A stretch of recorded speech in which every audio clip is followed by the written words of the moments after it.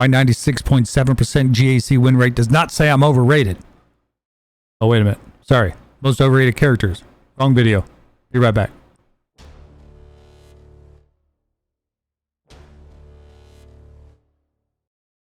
All right, guys. Welcome back to Fort Mort. Let's do it again. We're going to talk about the most overrated and relic characters in the game. This ain't top 5. This ain't top 10. This is literally, I went through the list and I found the characters that I just find the most overrated. Again, I do a lot of roster rows. I see a lot of characters overbuilt. I'm going to start out actually with the trio. The trio is not what they used to be. They may change again one day. There's rumor that the trio is going to become viable again. Good for you if you had them up to relic, but I don't see the need. They were used early on for the Geos. The Geos have so many counters to the Geos now, guys. So many counters, including Vader. Even with the rework on Vader, or the nerf as some people want to call it. Traya, Scion, Nihilus. Their Zetas bump them up so much. Now keep in mind, when you go up a relic level, it's like, I think it's from like relic 1 to relic 4. It's like 2000 GP. It's maybe more than that. But no, I'm sorry. I think it's from relic 3 to relic 5. It's just like popping a Zeta on. It's 2000 GP. So by popping Zetas on these guys, you figure Traya with 2 of them, which they're both pretty good Zetas, one better than the other. But for the Geos, they're great, etc. Put crit avoidance on them, but I don't use them for that. I use Traya, and there's another video just to give you a little slip. Traya is a utility, and I'll explain why in that next video coming up. But Traya, Scion, Nihilus, I don't see the need of taking them above gear 12, to be honest. Mine are still sitting at gear 11, and they're probably going to sit there for a while. All right, and then I've got a trio of characters I want to talk about, actually. C-3PO is the first one. And before you say anything, you say, why, what. C-3PO early on, early game, he's good. He's decent. He's hard to get. And probably by the time that you get him, you probably do need to bring him up to G12 minimum.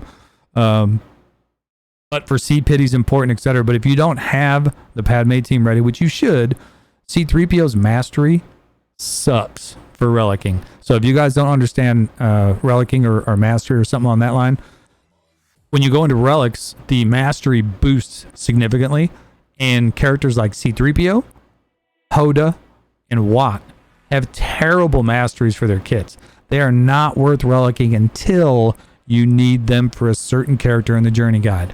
I highly suggest, or for C-Pit or something on that line, if that's important to you. But I refused to take my C-3PO, my Hoda, or my Watt up into relics until it was required for a character that I was chasing. Just a tip. Here's another one. Let's go to here's my favorite one. I was super anti-DR for the longest time, and I'm still kind of anti-DR just because I don't like playing the meta. I like playing the underrated characters and beating the meta. That is, I'm a huge fan of that. Do it all the time. I really wish I could put more videos on YouTube about what I do, but over on Twitch, there's not as much copyright stuff. We've got sound effects, blah, blah, blah. YouTube will cut the video in a heartbeat, and it's unfortunate. But if you want to see that, go over to Twitch, because that's where we're at. That's my channel name over there. But Darth Revan, he's one of them. Most of the overrated characters from relicking. When I say relicking, do I really need to take Darth Revan to 7? I don't think so. You know how many times, because my Darth Revan is faster at relic 3 or relic 1, that I'm taking out relic 7s? About 90% of the time. If I don't feel comfortable using it first, I'll use gas or something else. Same thing goes for Basil. Basil at relic 1, perfect for me. Sith Marauder, same thing. Unless Sith Marauder is needed for a certain character like C, I am not bringing him all the way up. I absolutely refuse. Darth Malak, he does a lot of soloing with Padme and stuff like that. I can see taking to high relics. He's worth the expense. But like Darth Revan's got 3 Zetas already. I don't see it. And then here's the big one, HK-47. In the JKR phase, HK-47 was doing work for the JKR. Nowadays, it's Marauder. You really need to replace Marauder with HK-47, in my opinion. And you can see even my Sith Empire Trooper is not geared up. He's sitting at gear 8 right now. I just refuse to do it. I don't need him. I honestly don't. Who else we got? So again, my opinion, take it with a grain of salt. Fight me over it. That's fine. Another one that I want to talk about, most overrated relic characters. I talked about this too with Alpha and Brute being the most underrated. Currently, the Geos are easy to take out. Now, this is controversial in the fact that, I need to ship harder. That's true. But do you really at 3, 4, 5 million need to have relic Geos? I don't think so. Most of your opponents, to be ship harder, you don't need it. TBs, You don't need it. Dark Side TB is so easy.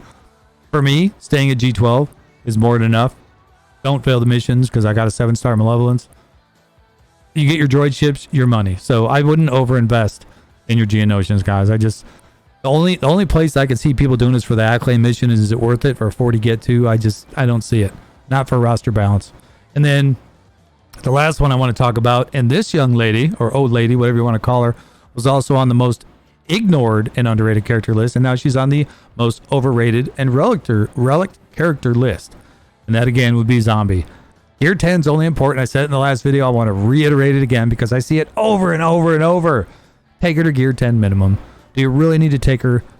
I could see taking her to Relic 5 for C-Pit because that's important to you, but it's not important to me. I've got other C-Pit teams that I put together. Padme, Slacker. I got a GL for that reason, so I got to worry about it. I don't see it. So I was close to also saying Han Solo. So I typically will not do a CLS for a CLS mirror. It's an ugly match. And typically the Han that goes first wins. If you got them at Relic, that's great. But over-relicking them, unless you're up in the high ranks of 8 million, I don't really see... Or if you're running a high Rebel fleet, there's a lot of variables that go in there. But I'm not going to say the Rebels. I was just saying I was this close to saying the Rebels to put them on this list. Gas and JKL as well, but I like to keep low relic levels on my account. Gas at Relic 7 is a beast. JKL is a beast. But I do work with them at Relic 4.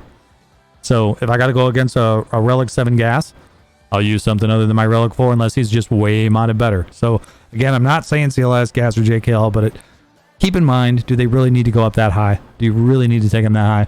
In the meantime, guys, you know where to find us over there. Hit that sub button. Let's get us to 1,000. I appreciate you guys. We are 1 battalion strong. More short. We're out. Have a good day.